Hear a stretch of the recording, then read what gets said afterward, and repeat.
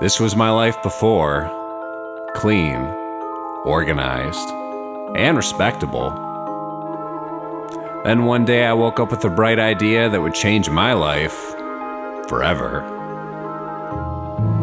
I think I'd like to throw it all away and become a music producer. Good plan. And so I said goodbye to my $1,000 TV and hello to my new desk. See you later, bed frame. I don't have time for sleeping anymore, and I also can't afford real soundproofing. And finally, the centerpiece of my new creation, the icing on the cake, the vocal booth. I'd wanted one for so long, and it was finally mine. I lost my friends, I lost my family, but my vocals sounded incredible.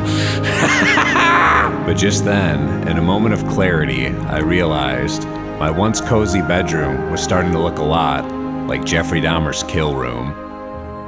Probably not okay. In the distance, I heard, "Joseph, this is your closet speaking. You have like 2 outfits in here max. What if we just build a vocal booth in me?"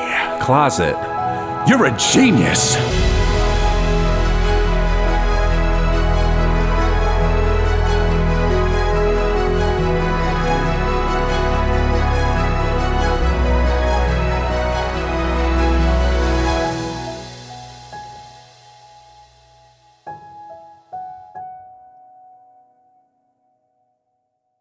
Pro tip number 1, get yourself one of these vocal shields for any of these setups. It'll significantly cut down on the amount of soundproofing that you need to do.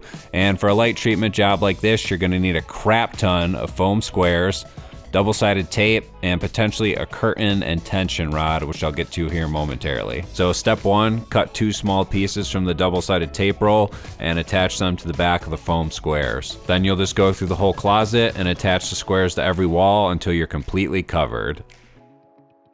Now, if your closet is like mine and has shelves, I'd suggest you don't cover that wall and instead install the aforementioned curtain and tension rod, because then you have a ton of space to store stands, cases, and other useless pieces of gear just getting in the way. And if you're wondering why I chose not to treat the ceiling in here, here's the way easier way to stop ceiling reflections from getting into a mic. You ready?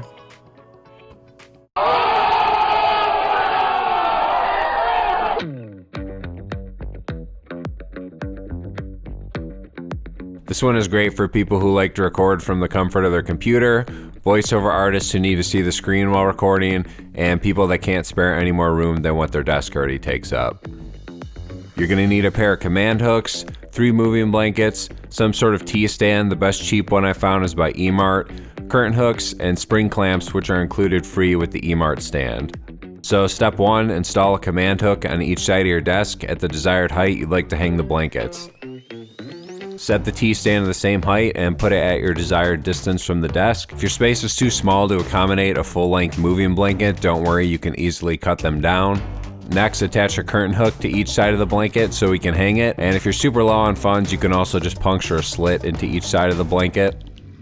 Hang the blanket onto the left side command hook, slide it onto the T-stand, and secure it in place with the spring clamp. Repeat this process again for the right side, and because you're pulling the blankets pretty tight to make them straight walls, I would definitely recommend weighing the stand down. Impact makes some cheap stand weights, or you can accomplish the same thing by just throwing some random household items into a bag and weighing the stand down with that. Now that's left is to close off the entrance. Curtain hooks on each side of a moving blanket just like before.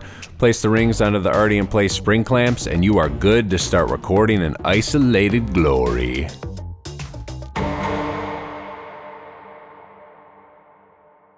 On to our final setup, which I've dubbed the Nook.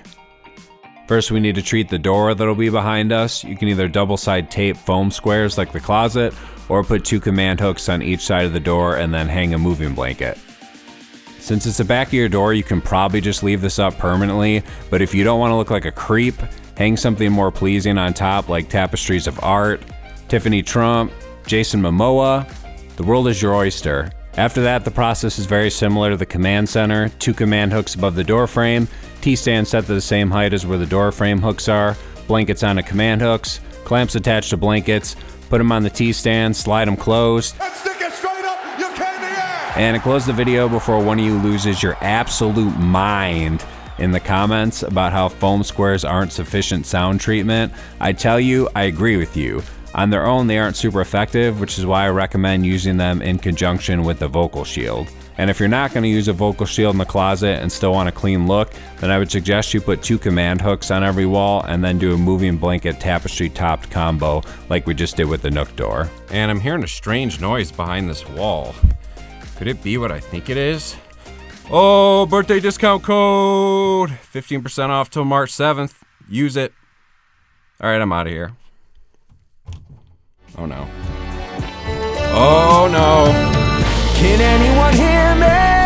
I'm trapped in the closet. Is anyone out there? Fuck us out of the closet.